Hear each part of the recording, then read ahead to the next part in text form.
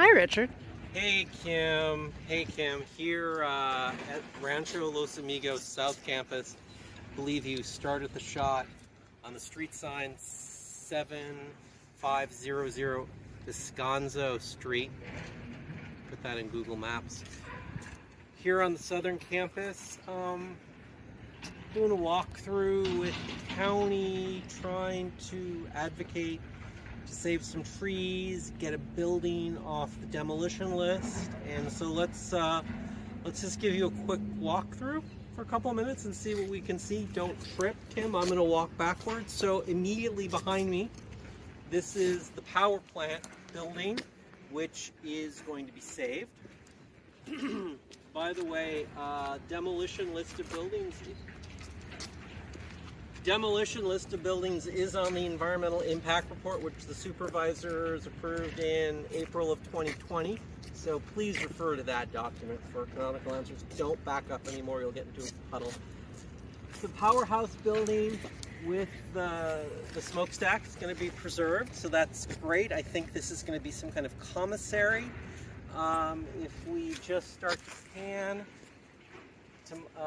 counterclockwise, we see a giant gaping hole amongst the eucalyptus, and the auditorium was there about 3 months ago, and now it's gone.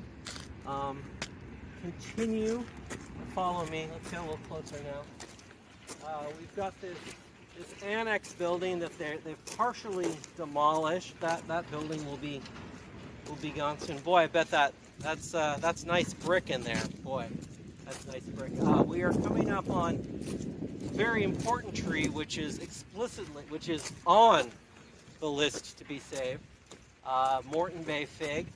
This is a big tree. You have to be very far away to see it.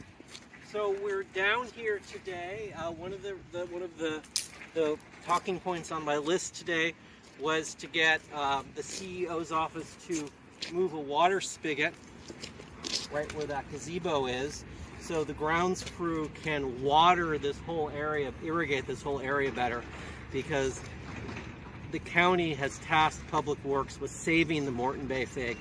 And by the way, let me just get down on my knees here so we can see the majestic tree. Oh my God, I can't even hit the top of it. Right. So we're here. We're walking through, talking about irrigation, making sure these trees get water. It's a good thing. It's Bunya here got struck by lightning in October of last year. Hang on, quick pan up this magnificent Bunya tree. So this is the one we've been advocating for. This is a tree that needs a lot of attention, and we're going to pray. Well, when we got here, it was being heavily watered, which was really nice to see. It's got its fencing around it to keep people away, and it's just getting another chance at life. We're just going to stay focused. I think you can see that you can see the backhoes in back of the annex building there. They're moving, Yeah. So what else can we see? We can see right beyond the Bunya tree. We can see the burned out shell of the Harriman residence. Oh, walk us over there, Richard. Everyone wants to see. Sure. So the superintendent's house, very important. Right. So this is the central quad. This is really, I think Morgan and Walls designed the master plan back in 1895. You can't quote me on that because no one actually knows where the master plan is, but what work our friend Colleen has done on the history indicates that Morgan and Walls did this central quad. That's why this looks so great, because it's a proper Beaux-Arts quad, and this residence was put in by Harriman, the new superintendent, 1914, 1915. And watch your step here, babe. Don't trip. Okay.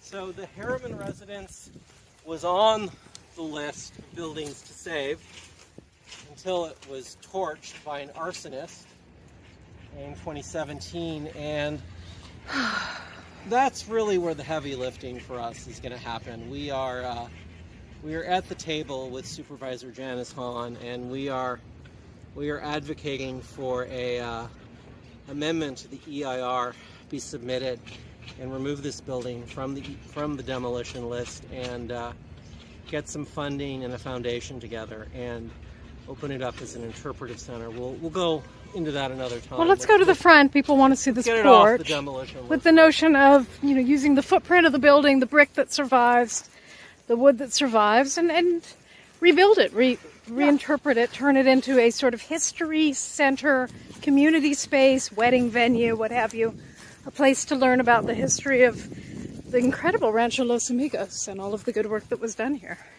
So here, let's come to the porch. Yes. You're saying it better than I. Well, you and I together, we're a team. So, this is it. I'm not going to tell you it doesn't need some love, but it's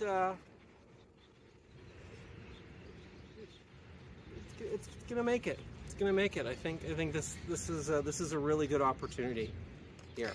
So you can see Casa Consuelo over Casa Consuelo behind me. I don't think we're going to walk to it because it's going to take too long. I'm going to try and wrap this up. That's the 1924 Women's Ward. It's really the beginning of Harriman comes in 1914, 1915, and really embraces the mission revival and Spanish colonial revival. And so Casa Consuelo is really part of this building scheme that will last through the Depression by Harriman to build in the mission revival style.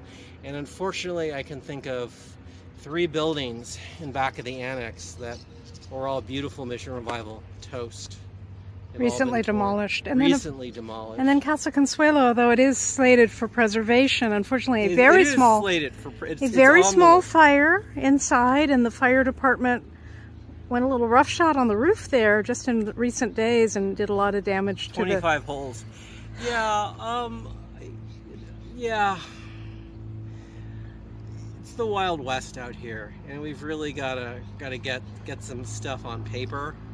Get buildings off lists, really codify with county and public works how they're going to be stabilized, because they've got a long way to go to get Harriman residents and Casa Consuelo back operational, and we want to make sure that it's done well. So I think that's it. No, that's not it. No. Tell me, what am I? Well, I mean, it's just of course it's very important to remember that although we've been advocating, I'm not going to fall in the gopher hole.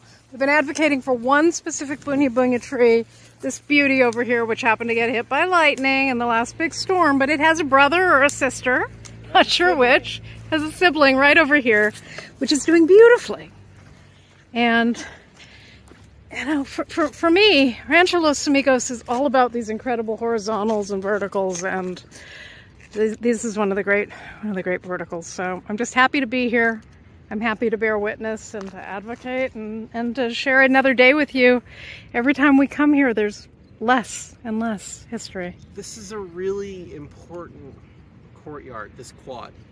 This is a really beautiful Beaux-Arts quad designed by probably one of the best architecture firms the city of Los Angeles has ever seen, and we're really going to fight like the devil to keep what we can keep here, and really keep a remnant of integrity in terms of landscaping and buildings of what Morgan and Walls conceived of when they built the original administration buildings, which have been gone almost 100 years now.